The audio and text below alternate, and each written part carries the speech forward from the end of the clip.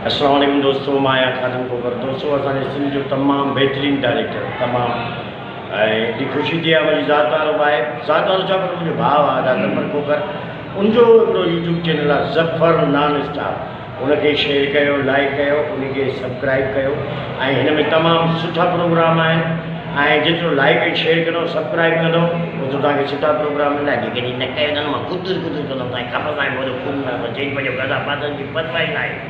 वरी जेको सो लोक शायर चवनि पोइ हुते तर्जुमान साईं, तर्जुमान जेके हुजनि शेर पढ़ूं पर शेर सॼो पढ़णु न ॾियनि।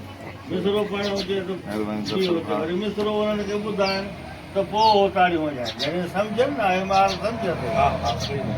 इहा ई ॻाल्हि आहे। हिते 8 ॼाणा हुयासीं चेना ते, पर ॾाढो असांखे वणियो उन्हनि जो इख़लाक़ या उथण वेहण या इहे जेके शागिर्द ॼाणियूं हुजनि या के सॼी जेॾीमहिल गॾु हो दौरो सभिनी चयो यारा तोखे त दौरे में आंदोसीं पर असां पाण सां ज़ुल्म कयो आहे। चयो हे सभु तोसां बि फोटू कढाइनि, असां सां का बि नथी कराए। चयो मूंखे इहा ई टोपी गिटी कांच खमीस ऐं उहो लिफाफे जी मुंहिंजी गति अथनि केरु कढायो।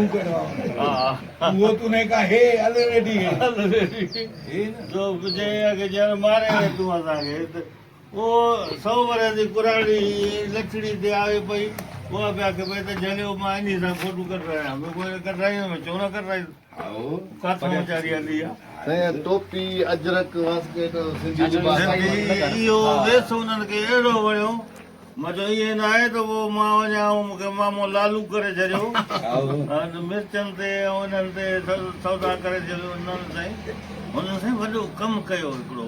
इहो तस्वीर मुंहिंजी कढी ऐं जेमहिल कॉन्फ्रेंस थी, उहो सदर जेको हुयो उहो सदारत करे पियो, उन्हनि सां मथे तस्वीर कढी छॾियो, रखी छॾियो मुंहिंजी। उन्हनि खे अहिड़ी का वणी अजरक ऐं टोपी ऐं सॼो हिसाब किताब रखनि पिया। तो हुनजो त बिल्कुलु हे जेको आहे पाकिस्तानी आहे, तव्हां न आहियो।